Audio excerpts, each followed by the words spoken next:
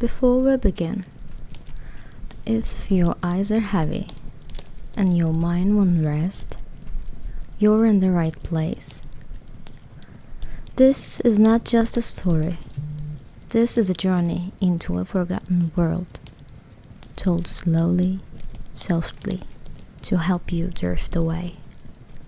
So, close your eyes, and if you haven't already, subscribe so you never miss another quiet escape like this. Now, let me take you back to a time when chains were made of more than iron. The fire crackles softly in the corner of the longhouse. Outside, the wind howls gently across the snow-covered fields of the north. You lie on a fur-covered mat, the smell of smoke and pine lingering in the air. It is late, or maybe early. Time does not matter much here. The others are asleep. Their breath rises in small clouds that fade into a rafters above. Your body aches. Your hands are closed. But for now, there is stillness. Tonight, let us drift away, not into dreams, but into memory. Into a life that was once lived, not in glory or honor, but in quiet obedience. You were a slave, but not just a slave. You lived among the Norse, among the longships and the gods, the thunder and the ice. And though your name has long been forgotten, tonight your story will be remembered. So breathe in and let us begin. The first thing you feel is the cold. It clings to your skin, settling into your bones before your eyes even open. The fire has died down into the night, and only a faint orange glow remains among the ashes. You shift beneath the raw wool blanket that barely covers your feet. It smells of old sweat, smoke, and time. The longhouse is silent, except for the occasional rustling of another slave turning in their sleep, or the soft drip of melting frost from the rafters above. You do not want to move, but you know you must. A day of work awaits you. You sit up slowly, rubbing the sleep from your eyes with hands that are cracked and dry. Your fingertips are numb. You reach for a wooden cup beside your mat. Inside, a bit of cold water left from the night before. You drink, not because you're thirsty, but because it's something to do before the shouting begins. Through a small gap in the wooden wall, you can see the light outside, pale and grey. Another cold, grey day in the north. Your body protests as you stand. Every joint feels older than it should be. You are not even 20. Your tunic is coarse linen, patched in 3 places. It itches constantly, but you long stopped noticing. You walk quietly across the dirt floor. Each step brings a faint crunch beneath your feet. Ashes, bones, fragments of straw. Others begin to stir. A woman coughs. Someone whispers a short prayer to Thor, and then the door creaks open. Light spills into the longhouse like a blade. Your master's son stands in the doorway. He is only a few winters older than you, but he walks like the earth owes him something. He doesn't speak, he just looks. And you know what that means. Time to begin. Time to feed the goats. Time to chop the wood. Time to carry the water. Time to be quiet. Always quiet. You grab your boots, stiff from the cold, and slip them on with frozen fingers. They were once his boots. Now they are yours. Sort of. You glance at the others. No one meets your eye. They know this life too well. You step outside. The wind bites. The sky is low and heavy. Snow flutters in soft swirls around your feet as you begin walking toward the barn. The goats bleat before you even open the door. They know you. They don't care. You spread hay in silence. You milk the old goat, who always kicks at your knee. You whisper to her anyway. She is the only one who listens. Your day has begun, not with glory, not with rage, but with the quiet rhythm of obedience. It is always like this, always. You were not always here. You were not born into this cold, distant land. Once, long ago, you were a child in a place of softer skies, a small village nestled between green hills. The wind there smelled like sheep and barley, and your world was no longer than the fields your father plowed. The church bell rang every morning, and at night your mother sang songs in a language older than the priests. You were 9. Your hands were just beginning to harden from work. Your knees were always dirty. Your dreams were simple. A full belly, warm fire, a day without chores. You remember the morning it happened. The sun was still behind the trees. You were fetching water, your bare feet pressing into dew-covered grass. A soft fog curled along the earth like it too hadn't woken yet. And then the horns. Not church bells, something deeper, something hungry. Men came from the river. Tall men with strange armor and long hair braided with bone. They didn't run. They walked with calm cruelty. Your village didn't stand a chance.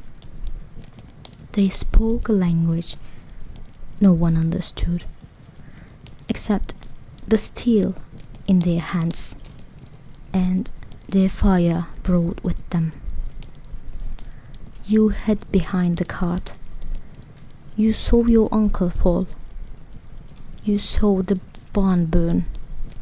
You saw your neighbor scream as she was dragged away. And then you ran.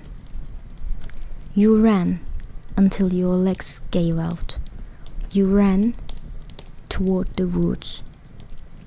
but they found you.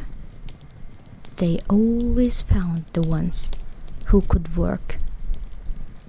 You remember the ropes. You remember the cold bite of metal on your wrist. You remember the boat.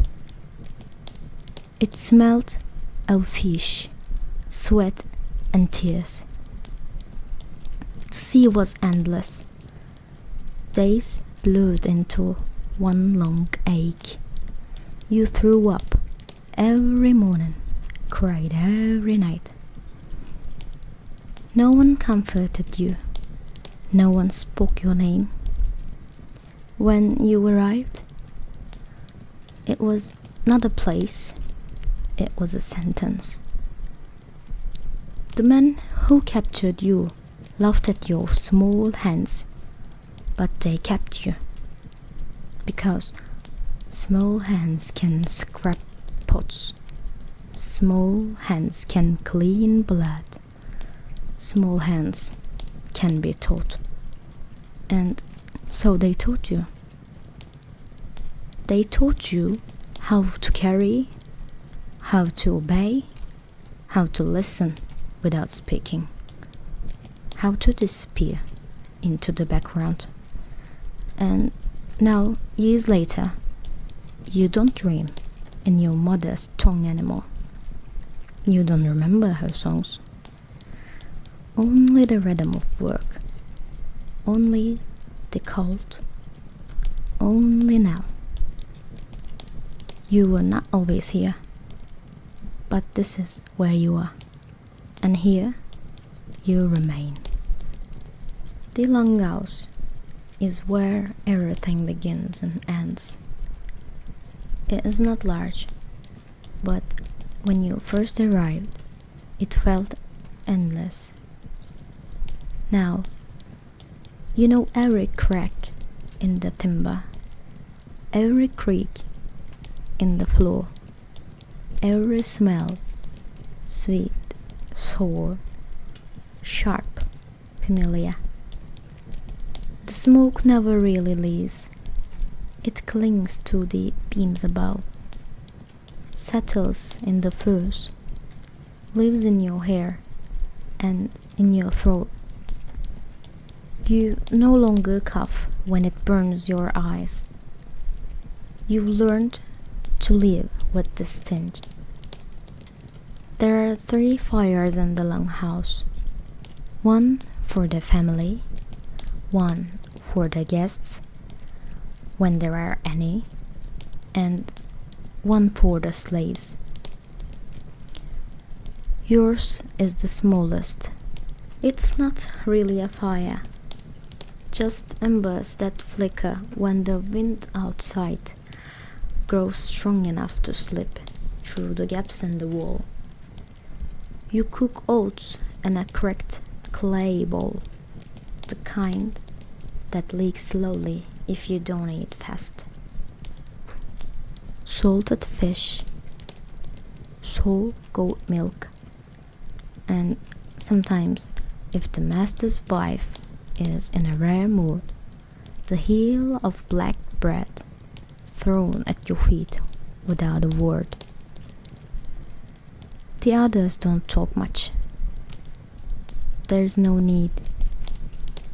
You all know what the day brings. Who will tend to the animals? Who will mend the nets? Who will follow the master's son into the woods with heavy packs and cold fingers? There is a rhythm to it all. Ropes need untangling. Barrels need sealing. Ashes need sweeping. Tools need sharpening, though you'll never hold one in a battle. You do these things with care. Not because anyone thanks you, but because sloppiness brings punishment. And punishment here means silence broken by the thud of wood or the sting of rope. The master's youngest daughter watches you sometimes. She's maybe 6 winters old, with wild hair and eyes too clever for her age. She doesn't speak to you, not loud, but she leaves crumbs by the heart when no one's looking. You pretend not to notice. There are rules, unwritten, but unbreakable. Look down, step aside, don't eat unless told, don't speak unless asked, don't dream unless you're asleep. When night falls, the longhouse changes. The family eats together near the big fire. The warmth does not reach you, but the smell does. Roasted pork, thick stews, honeyed ale. You chew your cold oats slowly, pretending they taste like more. Then they sing old Norse songs with melodies like fog and storm. The master's voice is deep and rough. His wife's is sharp like bone against stone. The children join in. Their voices rise, and for a moment, even you forget the cold. You listen with closed eyes, letting the sound wrap around you like a forgotten cloak. And when the song ends, silence returns, heavy, dense, absolute. You lie on your straw mat, back to the wall, facing the fire that no longer burns. Your hands ache, your legs twitch, your mind wanders back to green hills and warm bread, back to a name you haven't heard in years, and then sleep, not rest, just the dark. The longhouse is quiet again. Tomorrow the smoke will rise once more. The tools will wait, the goats will bleed, and you will rise. You always do. To be a Viking is not to be born with a sword. It is to be born above you. Their world is fire, iron, and pride, and you are the shadow in their light. You watch them feast, great wooden tables groaning beneath roasted meat, fresh loaves, cheese wells, and jugs of thick ale. You don't eat, you serve. You carry platters, refill horns, sweep crumbs, and when the laughter gets loud, you vanish to the edges of the room like smoke. You watch them fight, not in war, but in games, wrestling in the mud, sparring with dulled axes, showing off their scars like trophies. You've seen young boys cheer when their fathers bleed, because it means strength. You watch their rituals, old men chanting around standing stones, carving runs into bark, whispering to gods with names sharp like winter. They sacrifice goats, pour blood into the soil.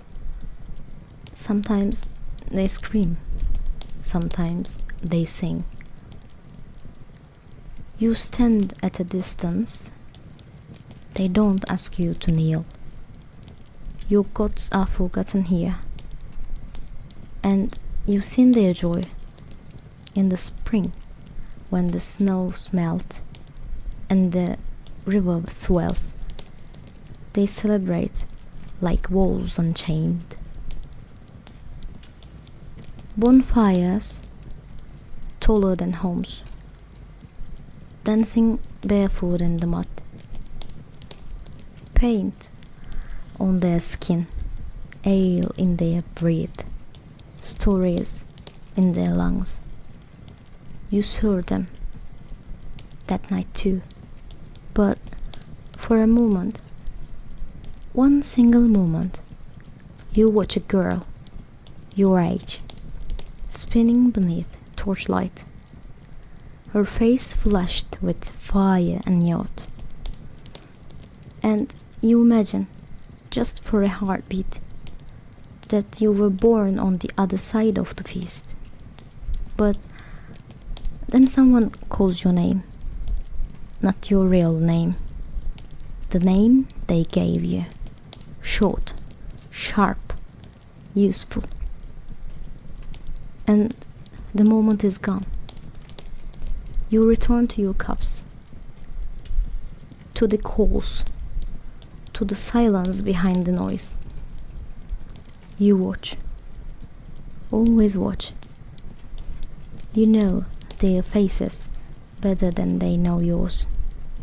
You know who limps, who lies, who laughs too loud. You know who beats his wife and who sings to his daughter before bed. You are the quiet witness of their glory. Their victories do not belong to you. Their God do not listen when you speak. Their songs are not yours to sing. But you remember them, and maybe someday that will mean something, but not today. Today you scrub the floor where their wine spilled and pretend it is not blood. Winter does not arrive gently. It creeps first into your bones, then into your breath, then into everything else. The first frost turns the fields into brittle silver. The animals grow quiet. The ground hardens beneath your feet like stone. The longhouse feels smaller, colder. Even the fires burn differently. More smoke, less warmth. You sleep with your back to the embers, pulling the same thin blanket tighter. It's nothing. In the mornings, your fingers are so stiff. You have to rub them under your arms just to move. And still, the work doesn't stop. If anything, it multiplies. Water must be broken from the stream with an axe. Wood must be chopped, stacked, and guarded. Snow must be cleared before the livestock collapse in it. And always, the cold watches you, like a second master. One who never blinks, never sleeps, never forgives. The worst are the nights. You lie awake, not from fear, but from the ache. Your toes tingle, your joints scream, your breath rises like ghosts in the dark. Sometimes one of the older slaves doesn't rise in the morning. No one says anything. You just carry them to the woods and cover them in rocks. The master calls it natural. You call it silence. Even the children are quieter now. Their games end quickly. Their laughter is thin. The master's family wears furs. They feast more during winter. More meat, more ale, more fire. You watch through the smoke. You wonder if they even feel the season. One day, a dog freezes near the barn. It was old, but loyal. You are told to drag it away. You do. Not because you ordered, but because it deserved warmth. Even in death, there are moments, brief ones, when the snow falls in soft silence, when the sky turns pink at dusk, and even the world feels still. You stop, shovel in hand, and just breathe. That too is work. Because in winter, everything is work. Even surviving, even remembering, even hoping. There's a saying here. A man can fight a sword, but he cannot fight the cold. You are not a man. Not to them. And the cold is winning. Still, you wake each morning. You move. You obey. Not out of strength, but because there is nothing else. Winter teaches you one thing above all: how to endure. It began as a rumor, not a loud one, not spoken by any master, just a whisper, carried between hands that scrub, between backs that bend, between eyes that do not dare meet. The old man in the smokehouse spoke of it first. He said a boy escaped once, slipped into the forest at night, and never come back. Some say he was haunted, others say he froze, but one girl said she saw him in the market of a southern village, wearing boots, real boots. You didn't believe her, not really, but for the first time in years, you thought about leaving, not seriously, just what it might feel like to walk into trees and not come back. What would you take? The blanket? The flint stone hidden in the wall? A crust of bread? No, you would take nothing, because freedom isn't something you can carry. It's something you run toward, even if you don't know what it looks like. Some of the others laugh when the topic comes up. Where would we go? Who would take us? We don't even know our own names anymore. And they are right.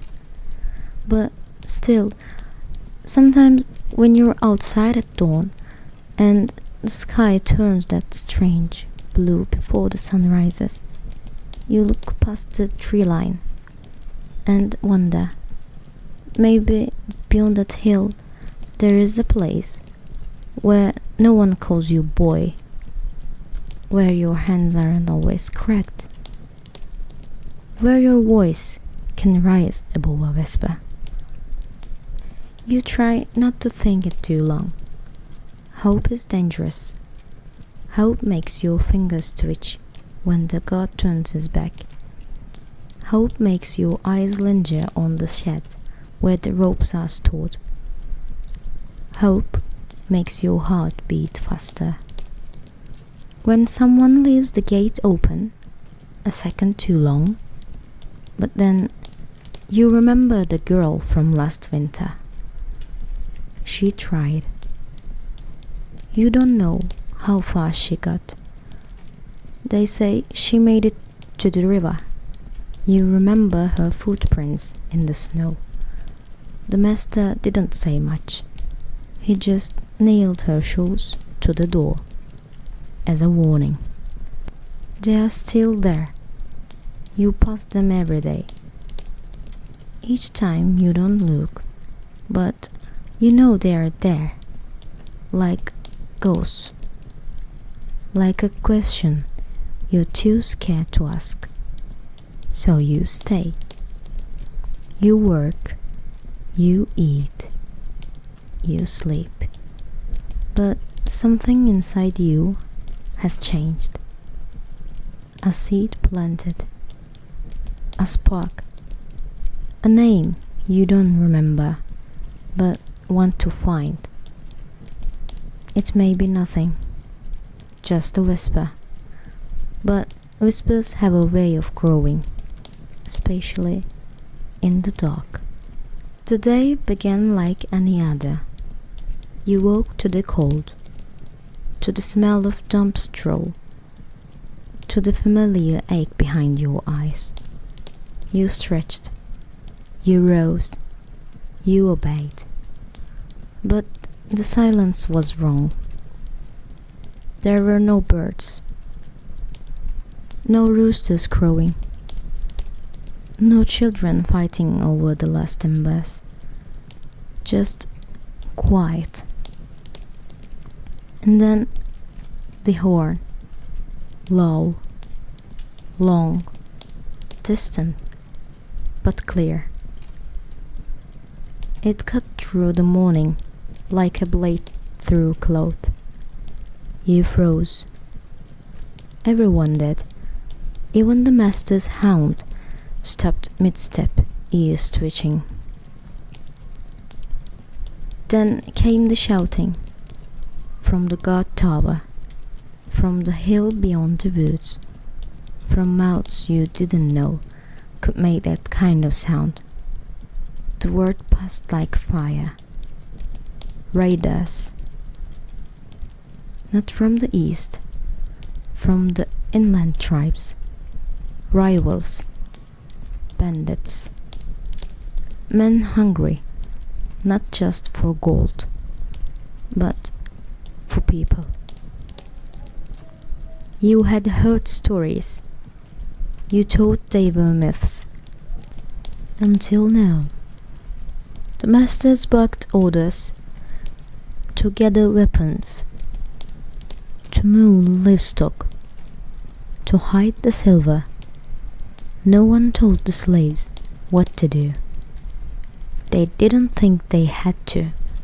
You stood in the doorway of the longhouse, and still covered in ash from the morning fire, and watched the panic. The master's sons grabbed spears. The daughters ran to the storehouse. Even the priest, the one with the ivory tooth, looked afraid. You didn't move. Not yet. Some of the older slaves whispered, "Will they take us? Will they kill us? Should we run?" And no one had an answer. The ground began to shake. At first, you thought it was thunder, but it was hooves. Dozens, maybe more. Then came the screams, high, sharp, too close. You ducked inside, curled behind the fire pit. Your heart beating like war drums. You heard the front door crash open. Boots, yelling, a crash of pottery. A thud like meat dropped on stone. You didn't look. You couldn't. You just waited. Time blurred. How long? 10 minutes? An hour? The whole world was blood and smoke, and footfalls and silence. Then, at last, stillness. Not peace, not yet, but the kind of silence that comes when everyone is gone. You stood up slowly. The longhouse was torn apart. The food stores emptied. The master's big chair smashed in two. You stepped outside. Smoke curled up from the goat pens. The barn was gone. So were half the homes. So were the masters. Some taken, some left behind, burned. And then you saw her, the youngest daughter, covered in soot, eyes wide with something beyond fear, clutching a wooden doll to her chest.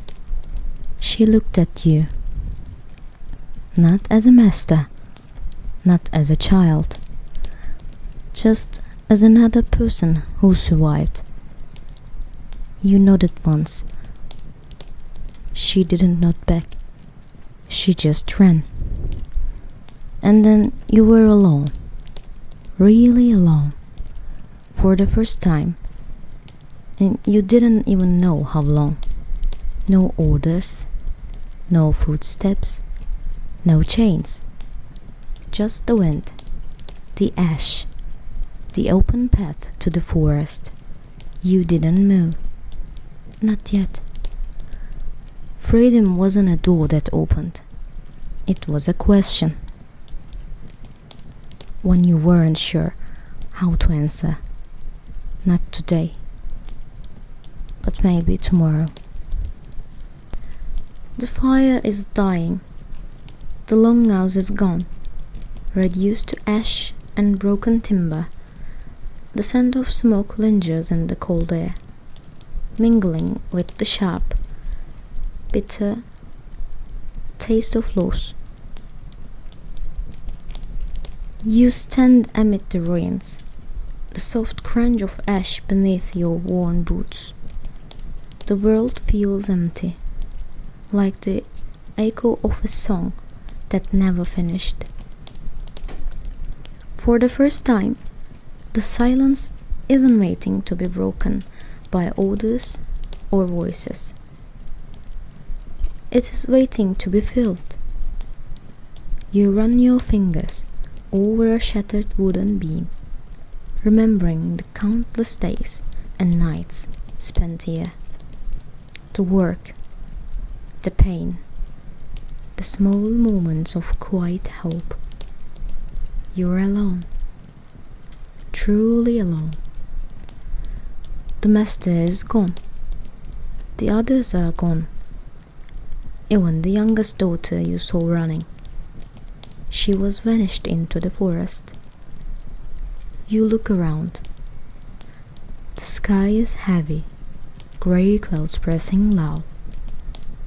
There is no path forward. Only the wilderness waiting. Your heart pounds, not from fear, but from something new. Possibility. You do not know what comes next, or who you are now, but something has changed. You can feel it in your bones. The chains that bound you, not just the metal ones, but the invisible ones, are breaking. The cold bites, but you welcome it. The silence calls, and you listen. The forest awaits, And for the first time in years, you take a step into the unknown. You do not look back, because there is no going back, only forward into the freedom, into life, into something new. The forest swallows you whole. Branches scrape your face, roots trip your feet, and the cold air fills your lungs like a harsh song. But it is your song now. You do not run anymore. You walk, slowly, deliberately. Every step is a question, every breath a promise. The world outside the longhouse is vast, unknown, sometimes terrifying. You see deer staring from the shadows, hear the crack of twigs under unseen feet, feel the watchful eyes of the wild. But you also feel something else, a strange lightness, a fragile hope. You find a stream. Its water is clear and biting cold. You kneel, drink deeply, and for the first time in years, taste freedom. But freedom is not a gift, it's a burden. There are no warm fires waiting, no soft beds, no food laid out by others' hands. You are alone, and you must survive. You remember the old men's stories, our herbs, roots, and shelter, our silent path, and hidden places.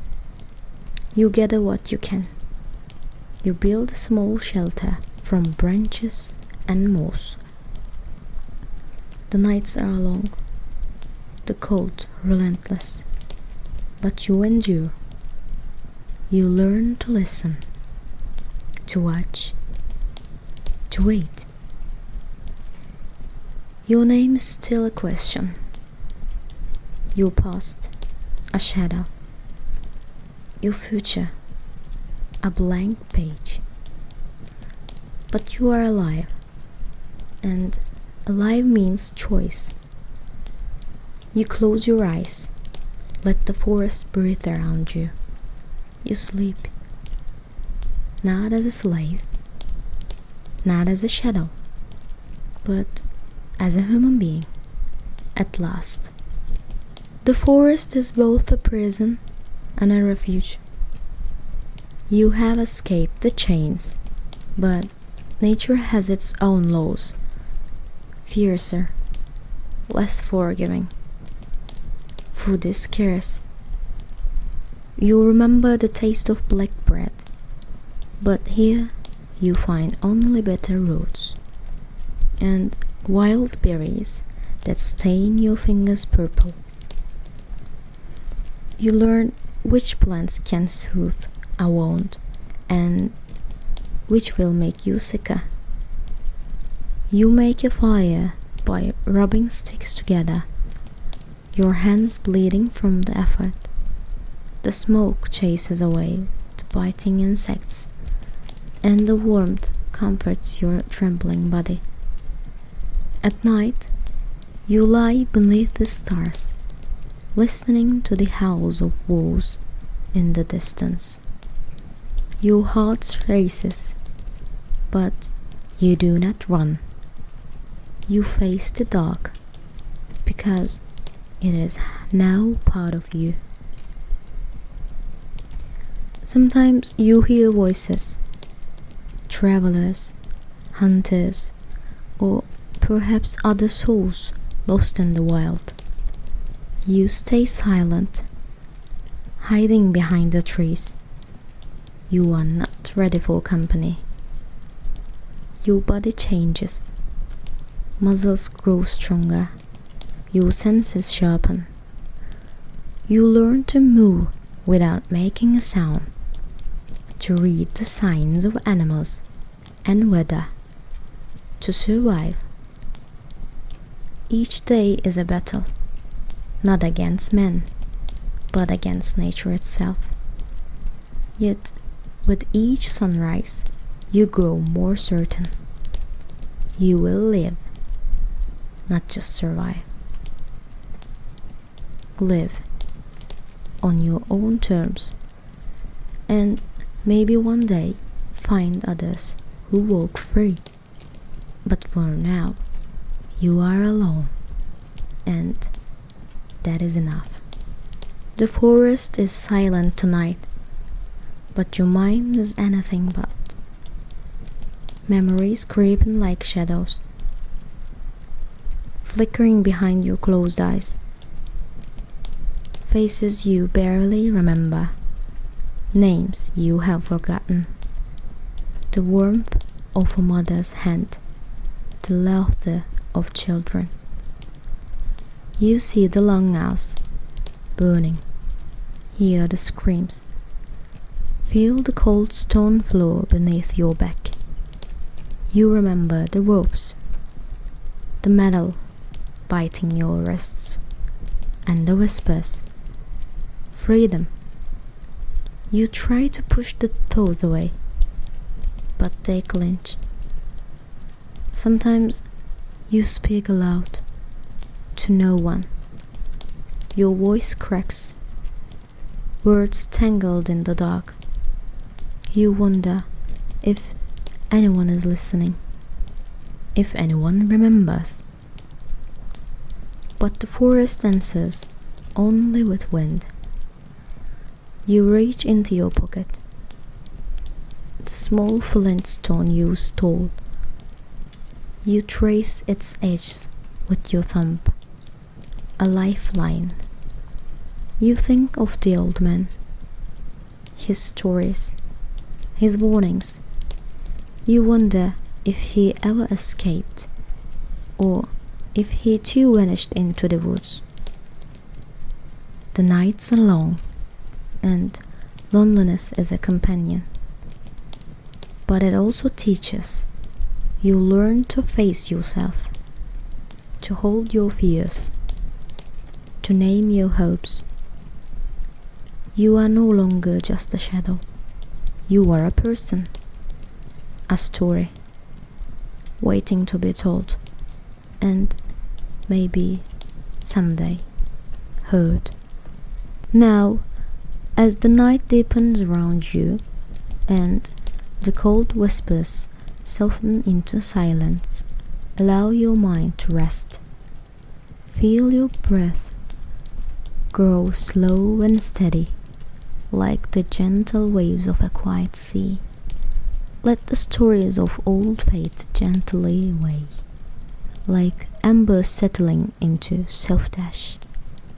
There is nothing left to do now but to let go. Close your eyes and drift into sleep, into dreams, where even shadows rest. Good night.